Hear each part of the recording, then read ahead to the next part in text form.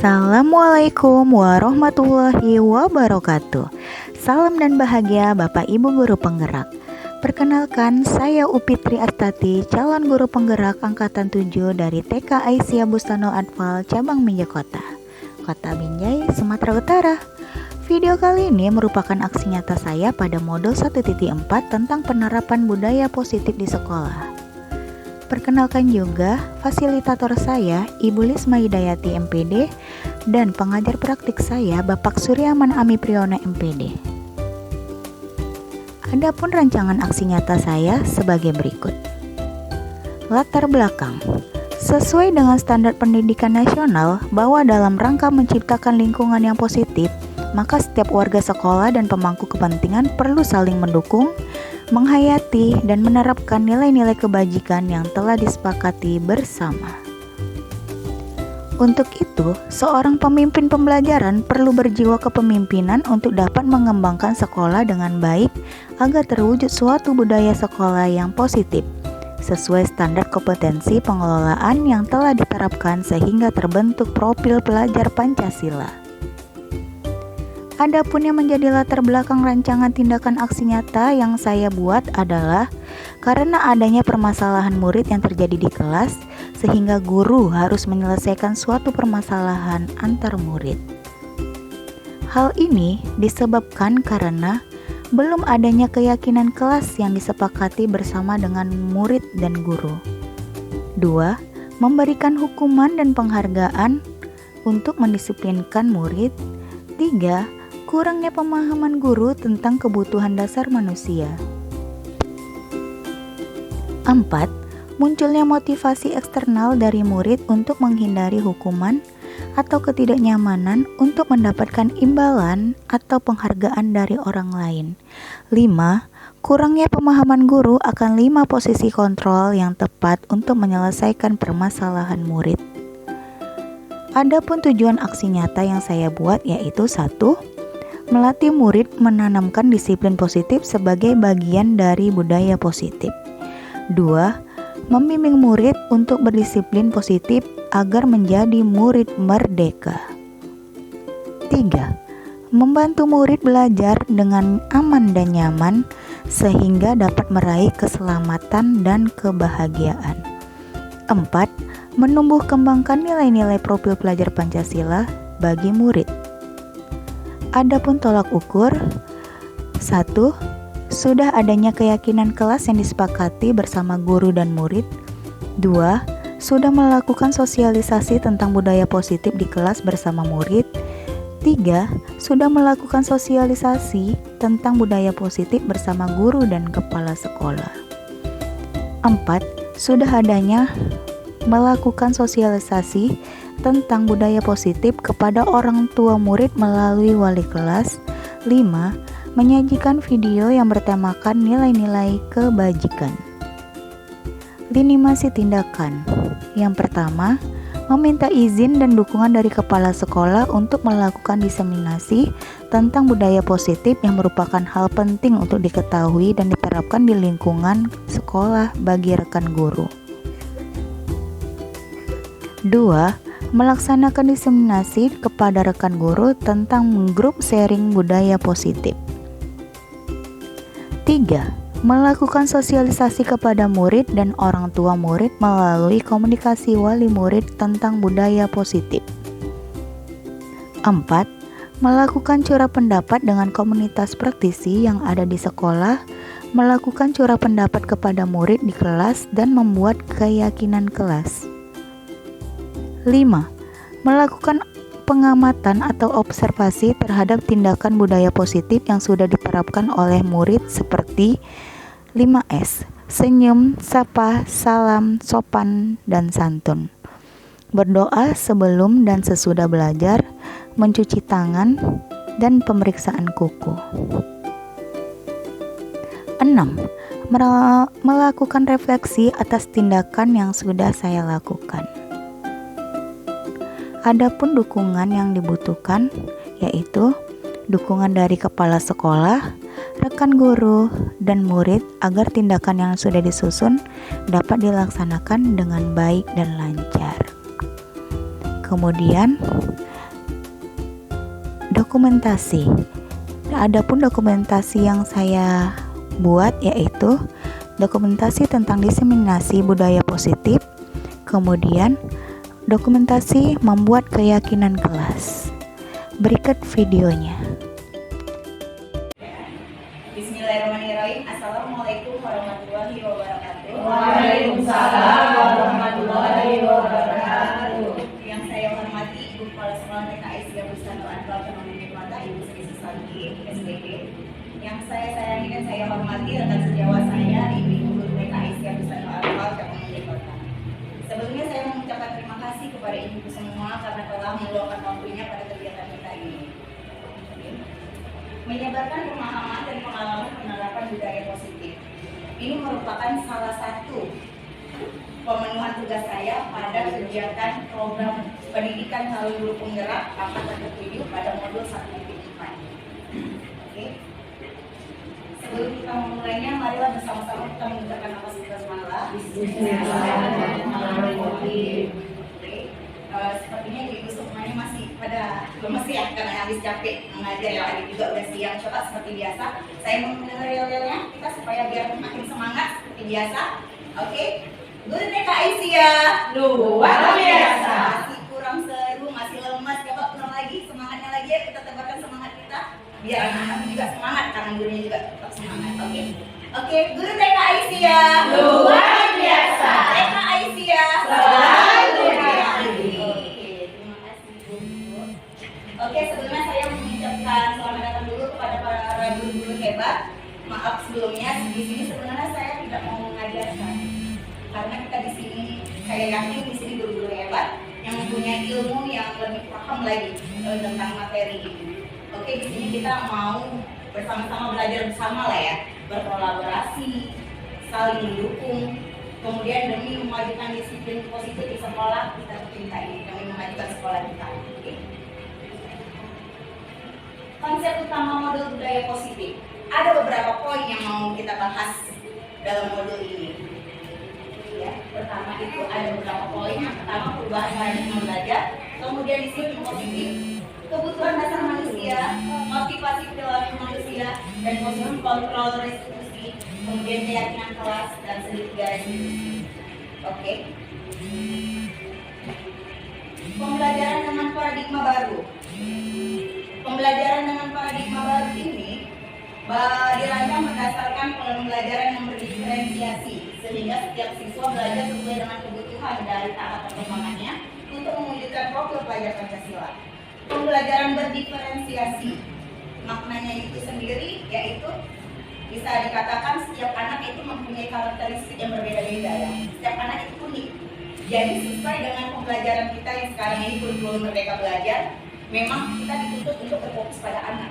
Jadi kita secara nggak langsung kita mesti mengetahui karakter anak masing-masing. Karena setiap kebutuhan anak itu berbeda-beda. Ya, kebutuhan anak itu berbeda-beda sesuai dengan karakteristik anak. Nggak bisa kita samakan semuanya. Kemudian misalnya anak itu audiovisual atau apa, kita bisa kita kelompok-kelompokkan itu anak itu tadi sesuai dengan kebutuhan mereka. Jadi pembelajaran itu bisa jauh lebih menyenangkan dan lebih dapat oleh anak-anak tersebut.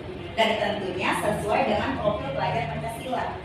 Oke, masih ingat profil pelajar Pancasila apa aja itu semuanya? Iya, terus? Iya. Oke, terus? Mandiri. Oke. Benar, kritis dan kreatif. Oke, pertama dong ke Ian. Oke, kita lanjut. Mungkin sampai sini masih ada paham lah ya perubahan paradigma ini ya. Kita masuk ke poin selanjutnya, disiplin positif. Nah, kalau mendengar kata disiplin positif, coba disiplin lah dari yang terbayang dari ibu-ibu semuanya. Apa sih makna dari kata disiplin itu? Peraturan yang ada. Oke, ada lagi masukan dari ibu lain? Mengikuti peraturan. Mengikuti peraturan, jadi ini peraturannya. Oke, di sini dalam budaya kita makna disiplin itu dimaknai menjadi sesuatu yang dilakukan seseorang pada orang lain untuk mendapatkan kepatuhan. Ulangin, kita cenderung menghubungkan kata disiplin itu dengan ketidaknyamanan. Rata-rata kalau anak itu disuruh patuh, taat, oke, itu pasti ada suatu keterpaksaan nggak? Kalau misalnya dari ini kita sendiri lah kita tarik. Ada kan? Ada. Karena memang sebenarnya itu bukan faktor intrinsik dari dalam dirinya, bukan kemauan dia untuk menaati peraturan itu. Mengapa? Karena dia takut. Kenapa? Karena dia takut dimarahi oleh guru. Dia takut dikasih hukuman oleh guru. Oke, jadi mau nggak mau itu faktor ekstrinsik, bukan dari dalam diri dia, bukan intrinsik. Jadi mau nggak mau dia memenuhi peraturan itu tadi supaya aman. Oke, lanjut lagi. Sebagai pendidik, tujuan kita adalah menciptakan anak-anak yang memiliki disiplin diri sehingga mereka bisa berperilaku mengacu pada nilai-nilai kebajikan, universal dan memiliki motivasi intrinsik bukan ekstrinsik. Itu tadi yang saya katakan. Oke, lanjut.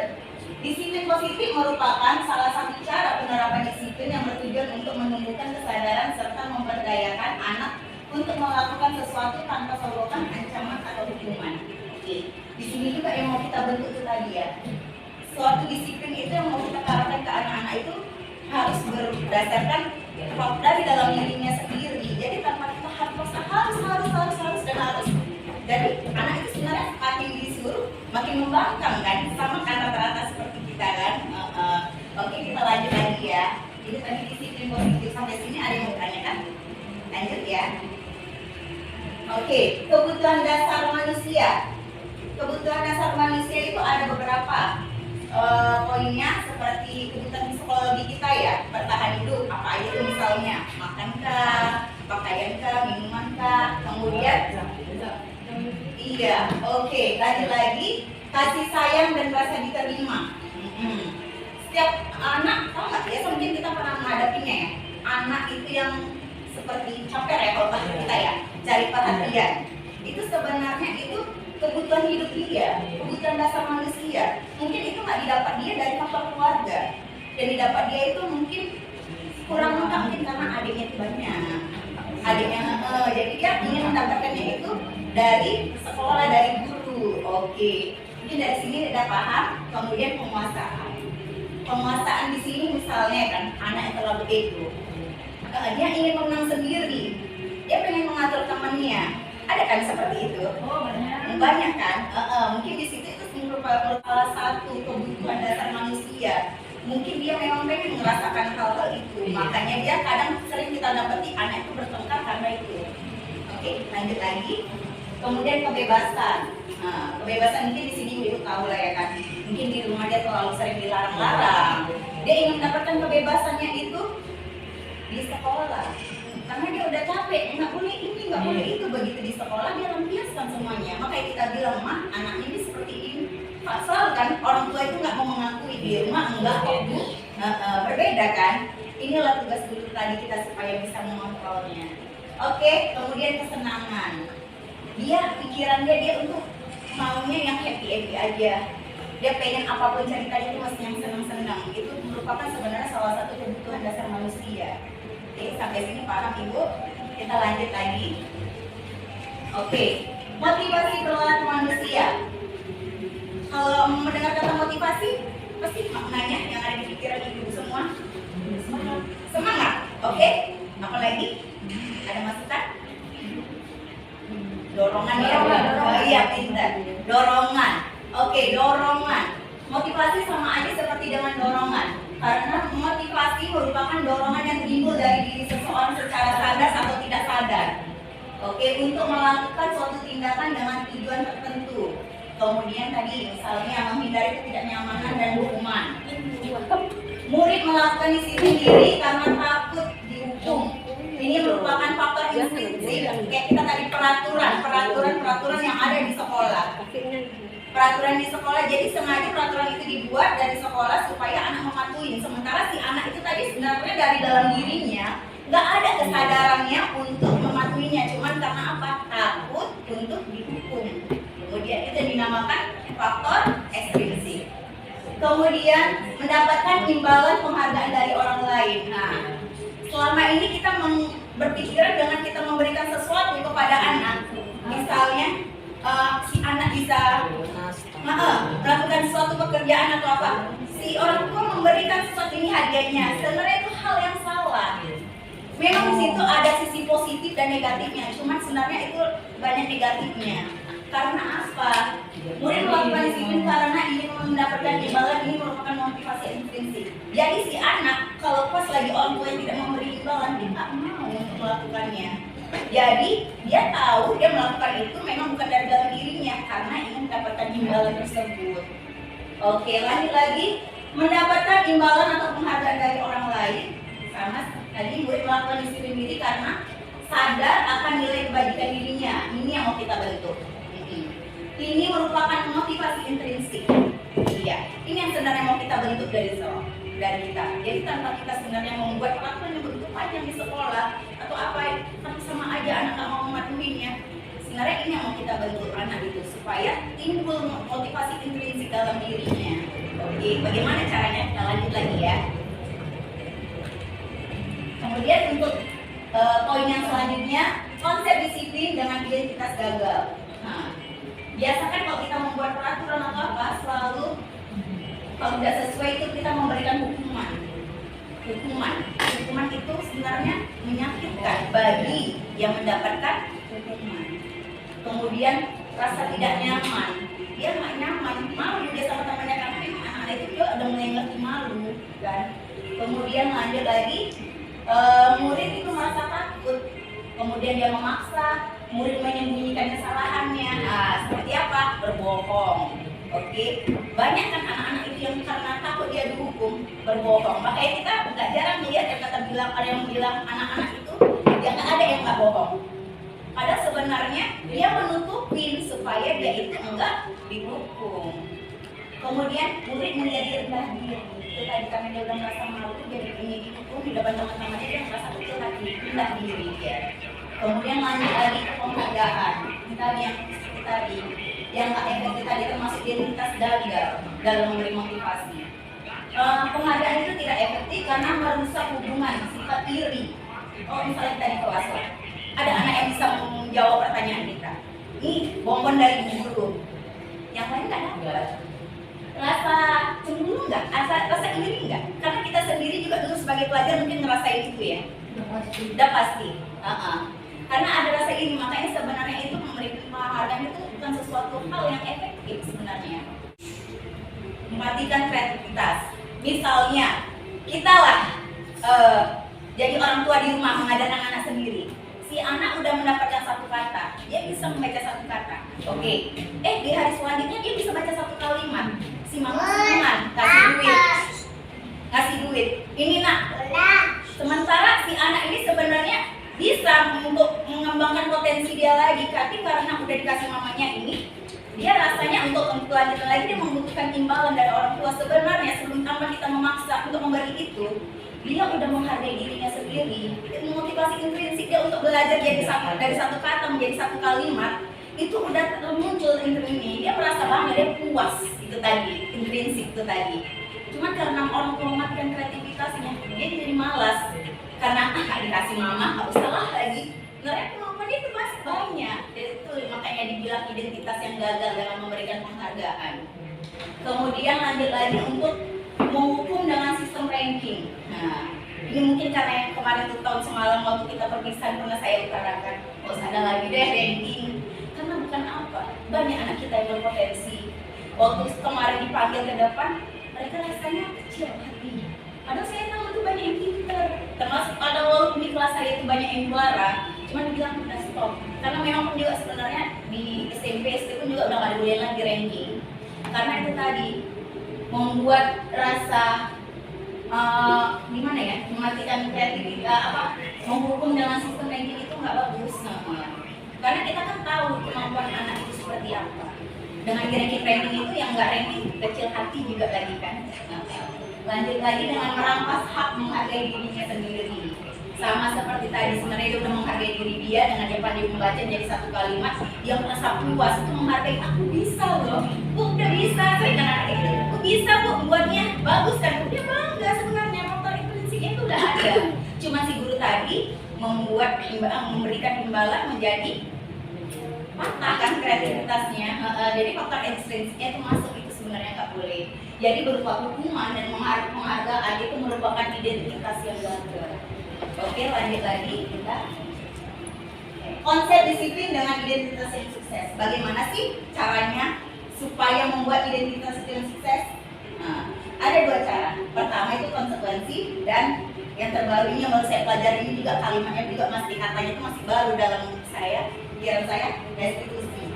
Bagaimana caranya? Misalnya konsekuensi, penguatan itu jangka panjang, jangka pendek.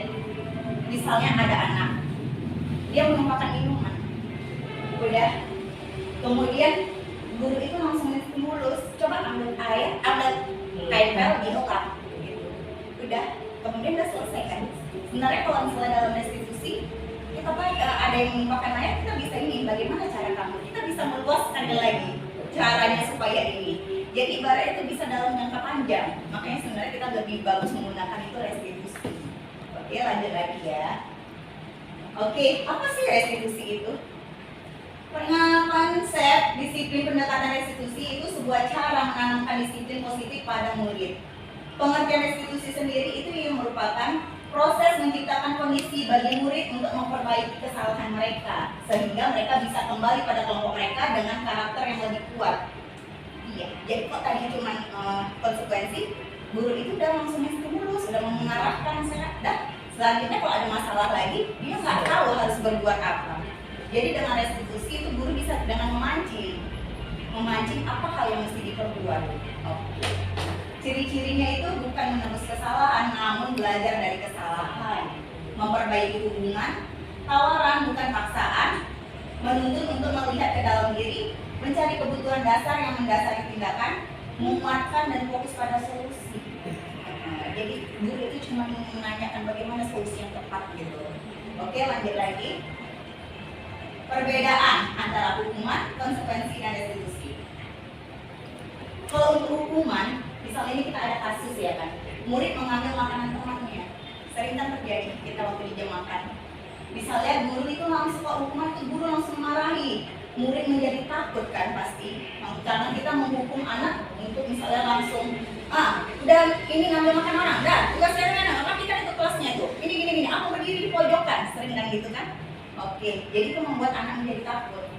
Kemudian kalau konsekuensi, misalnya guru memberikan konsekuensi untuk tidak makan di jam istirahat, dan guru tegas agar siswa menghormati peraturan. Memang nggak ada solusi kan, bingung si anak mesti apa. Kalau restitusi itu bisa kita menanyakan keyakinan kelas. Nanti kita belajar lagi tentang selanjutnya keyakinan kelas. Jadi setiap ada masalah kita bisa mengingatkan anak itu keyakinan kelas. Jadi bukan peraturan kelas. Jadi kalau makna peraturan itu jadi kesannya itu negatif. Jadi kita bisa lebih mendalamkan lagi dengan keyakinan. Oke, dengan keyakinan membantu siswa menyelesaikan masalah dan guru terbuka agar siswa menghormati dirinya dan orang lain. Lanjut, nah ini yang mau saya tanyakan. Ada 5 posisi kontrol restitusi. Kita ini sebagai guru sebenarnya kita lagi di posisi mana? Ini mesti kita pikirkan sebenarnya. Kita refleksi diri kita sendiri, kita lagi di posisi yang mana? Apakah kita sebagai guru yang sebagai pendukung? Sering kan? Anak nggak ngerjakan tugas atau apa? Diri. Nggak ribut, keluar, belajar. Sering kan seperti itu. Nggak usah di sini, kedua ada di kelas lain atau apa, sering gitu. Itu kita renungkan kita di posisi mana? Sebagai pendukung kah? Membuat rasa bersalah kah? Atau sebagai kita anggap murid kita itu teman kah? Atau kita cuma sebagai pemantau aja? Atau ini yang paling tinggi tingkatannya sebagai manajer? Oke, kita lanjut lagi. Nah, contoh penerapan posisi kontrol. Misalnya itu tadi, seperti tadi, murid yang mengambil makanan temannya. Kalau misalnya sebagai penghukum, patuh aturan di sekolah lalu berdiri di depan kelas. Itu terlalu kejam kan. Itu tadi memang posisi guru sebagai penghukum. Kemudian pembuat rasa bersalah. Mungkin guru itu langsung bertindak. Berapa kali sudah ibu mengingatkan kamu, ibu kecewa sama kamu. Kecil hati anak kan. Gak punya anak pun kita digituin rasanya gimana, rasa bersalah muncul kan. Itu tadi guru yang di posisi pembuat rasa bersalah. Kalau sebagai teman cuman ayolah yang sopan, guru bangga, kali ini tidak apa-apa kamu buat salah. Udah, karena cuma kawan banyak maklumnya. Sebenarnya itu posisinya juga kurang pas. Oke, lanjut ke pemantau. Ibu ini cuma memantau, cuma melihat, kemudian ibu ini langsung bilang kamu sudah berbuat salah. Apa peraturan dan konsekuensinya? Nggak pas kan? Oke, lanjut kalau untuk posisi manajer.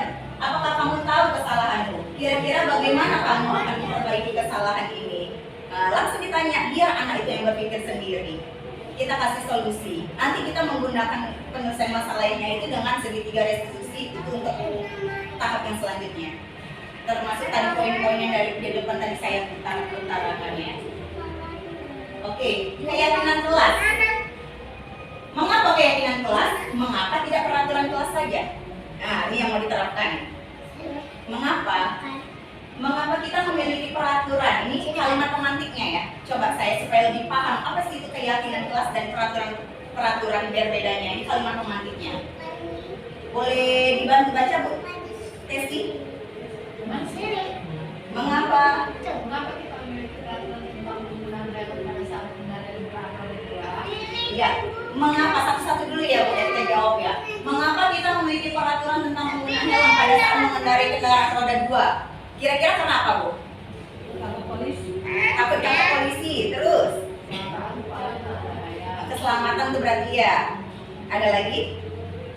Ini yang utama itu jawabannya mungkin keselamatan tuh di kita ya. Terus kemudian Bu Eli bisa bantu baca kedua.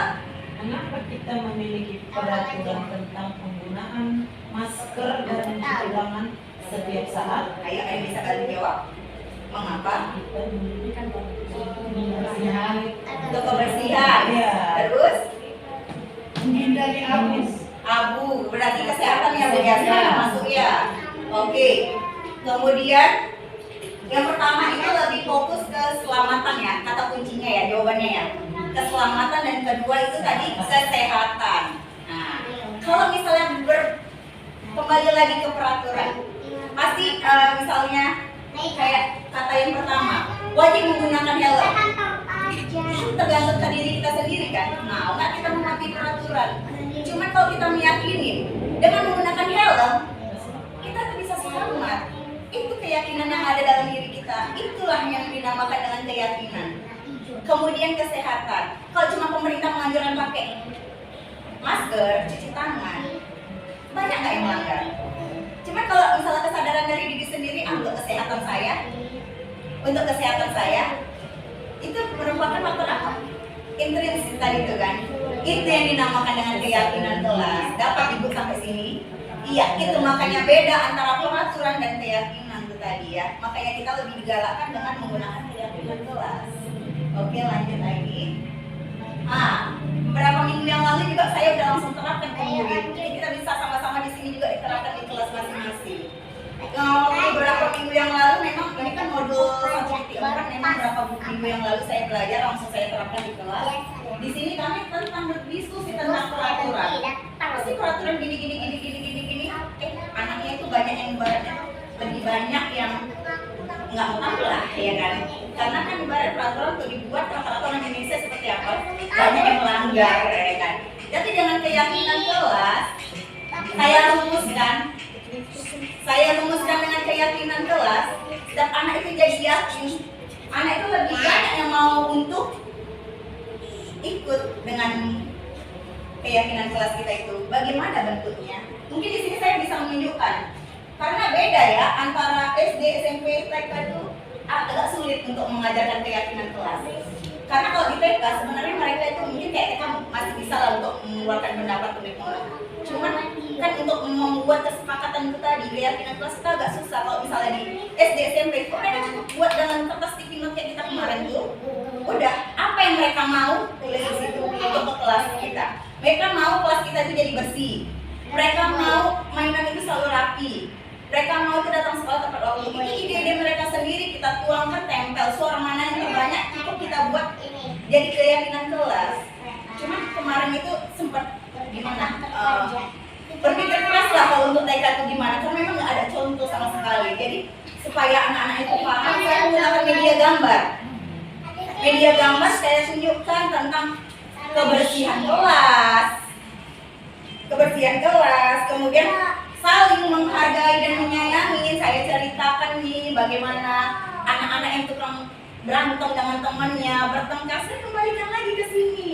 Oke, lanjut lagi. Kayak misalnya semangat belajar, mungkin dia agak-agak malas gimana gitu ya kan, dengan kita meyakinkan kelas, udah lebih gampang.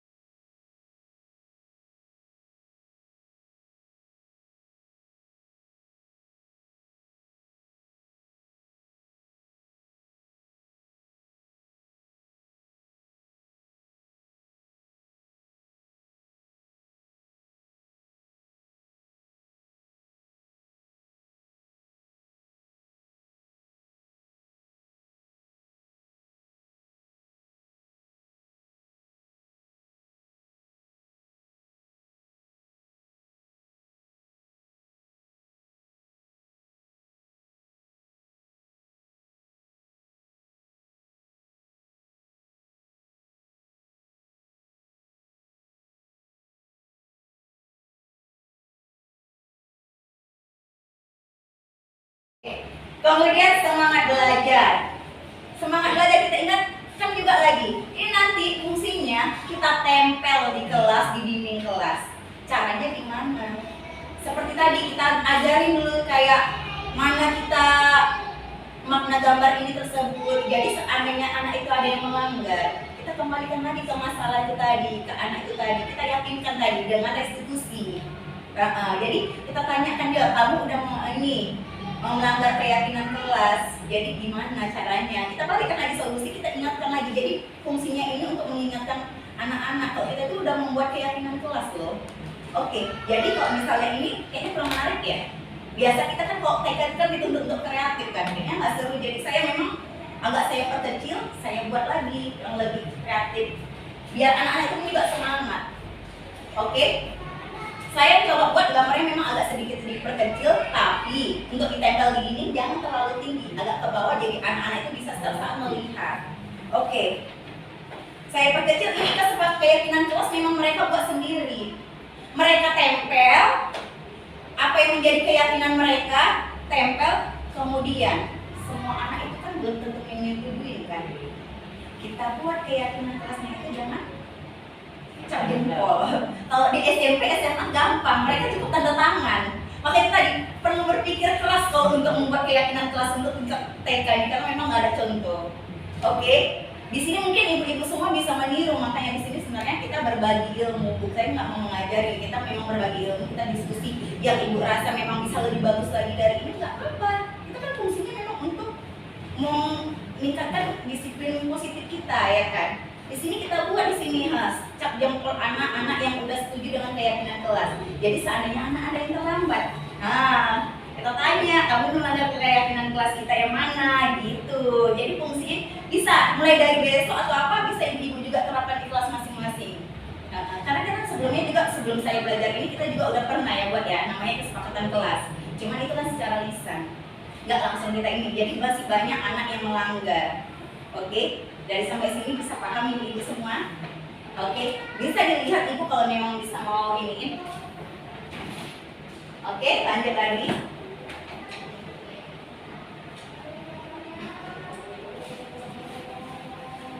Oke, bagaimana pembentukan keyakinan kelas? Harus lebih abstrak dari peraturan, dibuat dalam bentuk positif. Jadi hal-hal yang berbau positif langsung kita tempelkan pada gambar tersebut sesuai dengan kondisi kelas. Juga kita sesuaikan berupa pernyataan universal sedikit saja agar mudah diingat. Jadi nggak usah terlalu banyak, ibu makin banyak anak-anak juga nggak mudah diingat. Iya. Kemudian semua warga kelas dilibatkan saat membuat. Itu tadi makanya fungsinya ada yang menandatangan ataupun kayak kita TK bisa dengan cap jempol. Oke, ini kami pernah langsung praktekkan pada anak-anak dan anak-anak itu langsung antusias gitu. Jadi seandainya kelas itu berserak, cukup bilang aja, hei, kasih tunjukin aja udah langsung tahu. Cepat-cepat tuh langsung berlomba-lomba. Karena memang kami udah sepakat, kami udah yakin dengan yang kami buat gitu. Oke, ini tadi penyelesaian masalah. Sebenarnya dalam penyelesaian masalah tadi misalnya kayak ada anak yang melanggar itu tadi, kita bisa dengan menstabilkan identitas. Dengan nggak usah langsung membuat anak itu merasa bersalah, nggak usah kita langsung menghukum. Kita bisa semua melakukannya hal yang terbaik yang kita lakukan. Terus kita validasikan tindakan yang salah, kemudian menanyakan keyakinan kelas. Kita kembalikan lagi tadi keyakinan kelas. Jadi intinya sebenarnya dalam menyelesaikan tahapan masalah itu nggak kita bisa langsung maka itu kita kalau bisa diutamakan kita itu bisa menjadi guru di posisi manajer. Itu tadi mungkin untuk pertemuan selanjutnya bisa kita bahas bagaimana sih caranya untuk menyelesaikannya ini. Oke. Mungkin itu aja dari saya. Mungkin ada ibu-ibu semuanya yang dirasa masih belum paham boleh bertanya. Saya rasa udah pada paham sampai sini semua ya Bu. Oke, alhamdulillah. Terima kasih untuk waktunya ibu-ibu semuanya. Mari bersama-sama kita mengucapkan hamdalah. Alhamdulillah. Terima kasih atas waktunya. Assalamualaikum warahmatullahi wabarakatuh. Waalaikumsalam warahmatullahi wabarakatuh. Assalamualaikum warahmatullahi wabarakatuh. Good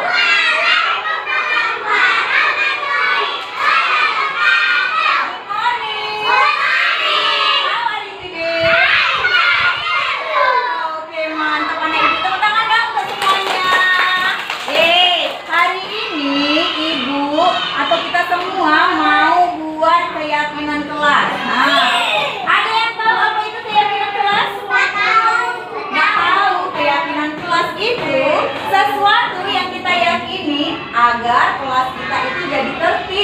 jadi rapi, jadi indah, nggak berantakan, jadi bagus.